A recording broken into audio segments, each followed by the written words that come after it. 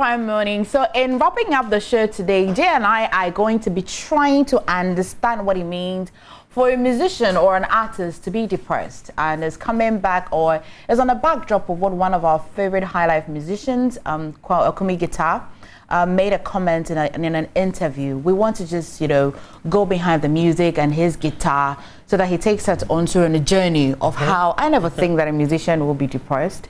Because when I am depressed, I listen to them. That's such a very good one. Yeah, you listen to music to try and get yourself to heal your soul. So when I heard that, I was like, oh my God. So what happens to the person who's supposed to soothe us? Absolutely. So it's a good time to have Kumi Guitar in the studio. We've had him here before, but today, I'm not too sure, but first I want to find out, how do you feel about your one of the legends you actually featured in your video, Nanam Pedu, Yeah, I think it was on an interview of his demise where I made the statement. Okay. Yeah, so it's not a good feeling, and to have such legends leave with no, how do I put it, no recognition, proper recognition, like it's supposed to be, no documentary on them as it's supposed to be. It's part of the things that makes me feel depressed sometimes, because I ask myself, this man has over 800 songs. 800 songs.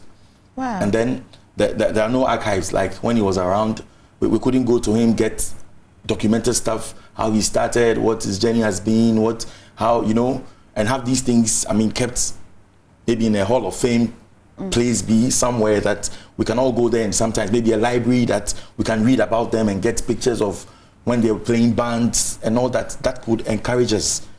And then I ask myself, if these man, I don't even have up to 200 tracks, I understand you. And if somebody who has 800 and over wasn't, well, and it's not like his today's generation. He's been around, like, I'm sure that even some of our fathers even listened to him. True. And if he was able to fight till now, and he lives at La Paz, his building is not completed. And I ask myself, where are royalties out of 800 music? Wow. So why wouldn't I be depressed? I have less than 200 songs, and he Yes, you. Yeah, and so and he has hit songs. It's not like a song that when you play today, you might say you do not know about it. And so, Kumi J, you're going to come in very soon. Is this to say that you're already depressed about something that you feel might happen tomorrow? Yes, it happens. It's like many people are not married today because they've seen their parents fight all the time. They've seen movies that the man is physically abusing the wife, and it's like, hey, I'm scared to be in it. Sometimes you need to prepare yourself, and then you ask yourself, society that you're living in would also help you think that it will be well or not. Okay. Because we're talking of royalties, we're talking of publishing firms, the industry. You see, so if we're not able to put certain things in place, and you see others falling, obviously you think, probably I might fall same way. Probably. Wow. Rather than supposed to be asking questions, he's got to be thinking. I know. Yeah, it's true. What you're saying is it's important, because remember one of our favorite, Miss V as well, some time ago came out boldly and said that she was depressed. One time I had a conversation with a Kumi as well, who sounded nearly, he didn't hit the nail on the head, but he sounded as though he's quite depressed and all of that. But it looks like the depression comes with many reasons. Are you depressed now, though? Oh, now if you say, I'll say yes. For I get in there and out. Like, is it the career, and it's how the career presents sometimes makes you a super hit, a global hit, or a national hit, a national asset, and then maybe the next song doesn't present the same reaction. Is it that expectation that brings about this uncertainty? No, it's not about the tracks or how you're hitting or anything. I think personally, it's about the system, the structures, because not every song should be a hit. I think worldwide, an artist may release a song, sometimes may hit, some has monster hits, some has songs that are sitting songs. You listen and then you try take something out of, some are party songs that would move everywhere. So it's not about you hitting all the time. My dream song is not a monster hit, Between Our Wars. But people love Dream as well. So it's not about the track, it's about the system. It's about how, like you rightfully said earlier, who watches over the watchman? If you're depressed, if you're worried, if you're that, you're this, you listen to music. When I am, what do I do? Play your own song. You don't play your song? You see? But Jay, let's put this depression thing in context. Yeah. So will a musician be depressed as a musician or as a human being first? Which I was going to ask. Yeah. Both. Both? Yes. There are other things that would press you down. Let's say, and like I said, it all boils down to the management, as in the industry. Your management. There are times, let's say I'm a Ghanaian artist and I go in the mix of a Nigerian artist. I feel like I'm not even up to their level. Like, I feel I'm an underground artist, like upcoming artist, because he's been elevated in a kind of way that he looks like untouchable. He looks too shining. Isn't that as a result of the artist's dependency on others than, you know, what would make it work for him or her? No, it's not. No artist has made it by himself. No, I mean, like artists are so dependent. The career of an artist is so dependent on the people around them. Like when an artist is starting, he says, "I want a manager," and I keep asking, "What do you want the person to manage? Is it your music or your eating habits?" Or so I'm asking, is the artist's lifestyle dependent so much on people? Because when you depend on people, then expectations come and then failure comes in sometimes. Is that what no artist works alone? Every artist you heard of that has made it from here to the States to wherever had a team. You cannot work alone as an artist. Let's say I'm coming on your show, not this, like a stage show, an event, and then I'm just alone. Now I need to make sure what time am I going on stage? Do I have to do those errands myself? And then when it's time to change, let's say I have to go twice. Then do I have to come back and look for my own thing to wear again? And if I want to drink, is this set on lack of professionalism in our music circle? That's what I'm saying. It's the industry. There's something missing, even our royalty system. Because you need to have just a hit or an album which is doing so well, and you can live on it, and your children would even live on it. Really? Yes. That's how the royalty. Yes. If the royalty system is working, that's how it works. Yeah, that's how it works. Though I mean, so let us break this down with the royalty system. Now, assuming the royalty system was fixed in Ghana, would this solve an artist's problems? All the problems that artists are facing in Ghana? It would solve most. Above 60 or 70%, because artists really depend on their royalties. Royalties are our payments. So let me find out. So let me ask. Now I'm coming hard on artists on this conversation. That's fine. Okay. I'll come hard on you too.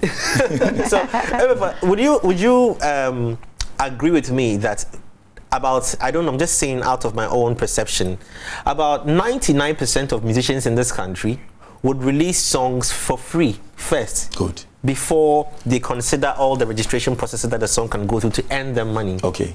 You want me to answer that? Yes, I'm asking. It comes to the system. Okay. Because now, if I want you to hear of me, and I tell you, go pay this year, they might not even mind you. Because the system is telling you that if you don't do this, you won't be heard. If you don't do this, they won't know about this. One, beef. Until Strongman and Medical had that, Strongman wasn't heard. Like, people knew him though, but people really got to know him like he's a good rapper because of that beef. Obibini and Amrado. Obibini's been around for like so many years, but I bet you people got to know him through that. So I have a song, and it boils down to the team around you. I'm sure you've managed few artists, and you would not tell the artist, do this, do that. You tell him, let's do it this way. Even if you want to put it there, let's put 30 seconds or just this kind of seconds. And then we would lure them to go to this site to stream and to buy. You understand? Another party is doing it and releasing it there, and people are patronizing, and it's become a hit. Now you'll be forced to even change your style because that one is flying and you are not. So if the system is telling us this is how it's supposed to go, it doesn't.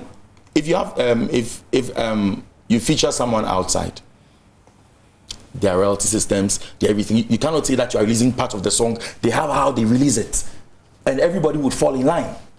You cannot say I've done this and I'll put here this thing there. It is how we as a people are making the artist work. Okay. And if you're not fortunate, that's how come most people, you retire as because I want you to love the song. So it's like I'm doing what you want for you.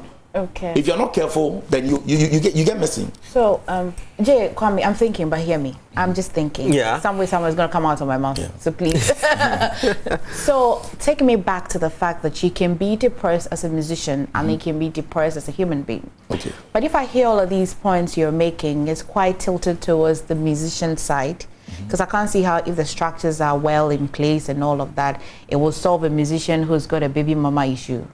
It will solve a musician who generally would get depressed, because then you mentioned that you get depressed every now and then. Okay. Would your depression be only or solely because of the industry? If the industry was fixed, would you ever get depressed? Yes, I said earlier that it's both. As a human being, you'd have your personal issues that are pressing you. But when I have a personal issue, let's say family issue, my mom, my girlfriend, my wife, my child, like something happening in my family circles that is getting me depressed, and I have shows playing, I'm touring, it would help me recover. Or it may help you recover, Yes. or it may affect your output. No, it depends. And it boils down to the people around you, to the industry still. Because I have a manager who is telling me, Charlie, make you no worry, Charlie, if we go sort this thing, we'll go sort Wi-Fi out. I mean, this thing, he's encouraging you. He's there for you. He's telling you, Charlie, these are just challenges because you've not done A and B and C. Don't worry. Maybe it might be a lie, but he's there helping you to overcome that one.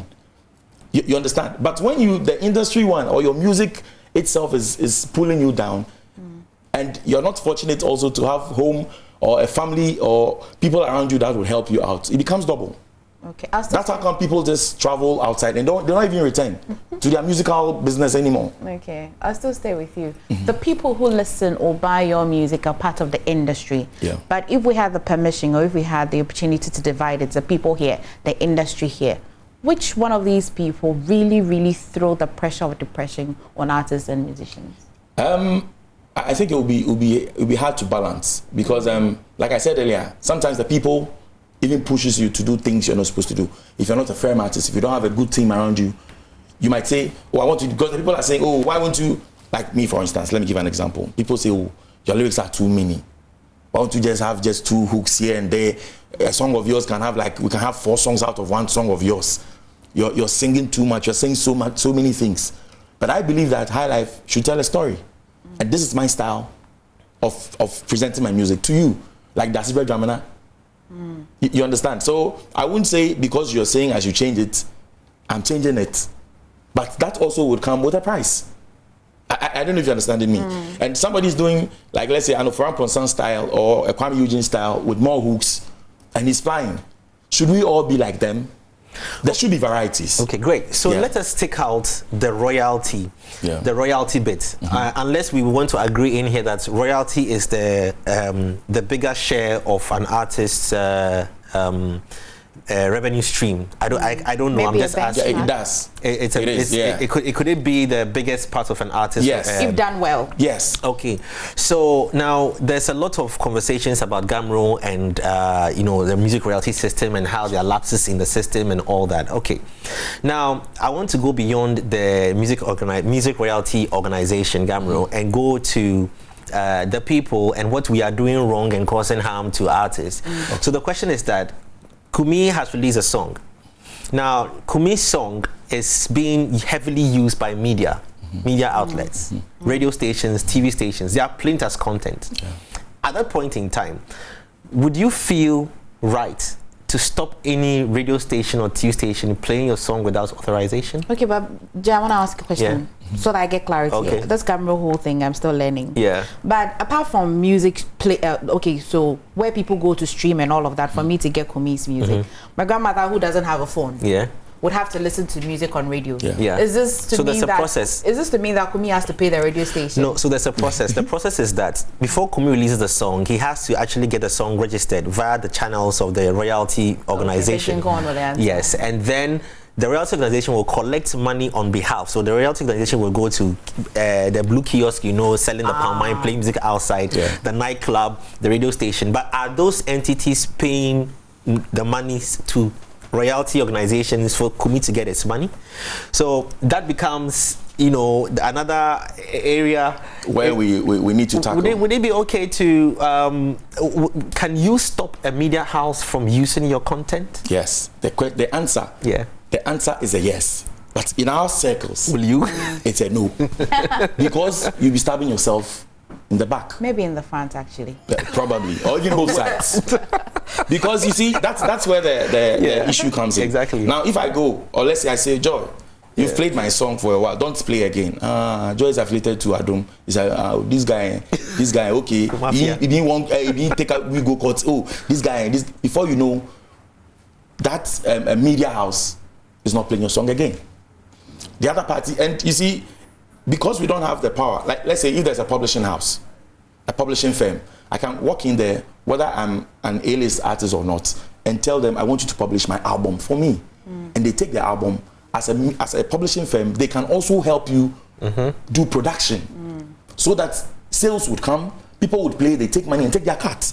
And they have co-producers not only in neighboring countries, but as far as Europe and USA, like, and they would have the means. Anywhere your song is played, they would collect for you. So Kumi, in the Kakra, say, musicians are definitely going to be depressed if if we don't look at the industry and the structure very well. Yes, worst thing. So if we look at the structure, at least, the depression rate would come down. Would come down. Okay. See, and we should try as much as possible to look out for these artists, for especially our legends. A.B. Quintel is still around. Adolfo is still around. Ben Brakun. Ebu Taylor is still touring. Let's go to them. Let's try and let them feel important. Let them know that our people are supporting us. And when we try to get these things done, and let's have documented stuff about them, so that when they are no more, it will encourage some of us to keep fighting. Now, if you ask any artist, what kind of genre do you do? They say Afro High Life. There's nothing like Afro High Life. Don't worry. There's Afro, there's High Life. We'll pick up on this conversation. I see that he's talking very passionately because he's looking into the future. He doesn't want to stay depressed. That's what caused the depression. There's the fear of the unknown. The unknown. Anyway, thank you. It's always a pleasure. Even without your guitar, with your walking stick, it's always a pleasure. I nearly brought it, but I said today we should talk. You want to come with your walking stick. We had extended time to have this conversation, but we'll definitely do that. Yes, I hope we'll expand this sometime. We have more time. We will. Maybe invite other artists as well. Yeah. Definitely. I'd like to say thank you to Coca-Cola, Adonko Bitters, Auto Fakes Engineering Ghana Limited, Very Much Shoes, Catholic Institute of Business and Technology, Duroplast, Paysetter Senior High School. We've got a tall list. We'd like to say thank you to you, but we haven't finished. We'll keep saying thank you even next week. Jay, you've got some. Well, yes, to Jumia Madritas, Wilma Huawei, UBA Ghana, Mystery of Christ Church International, Naflin Group, all of you want to say thank you so much. It's the end of the week. Charlie, weekend ending. I say, I say, live bands no koso pa but all the same no say nyom koso and none of the entertaining so I think this weekend there will be few places music weekend. Definitely. Yeah, I'm going with you, Fatfish. Anyway, thank you so much. Do take care of yourself. We'll see you on Monday. All right.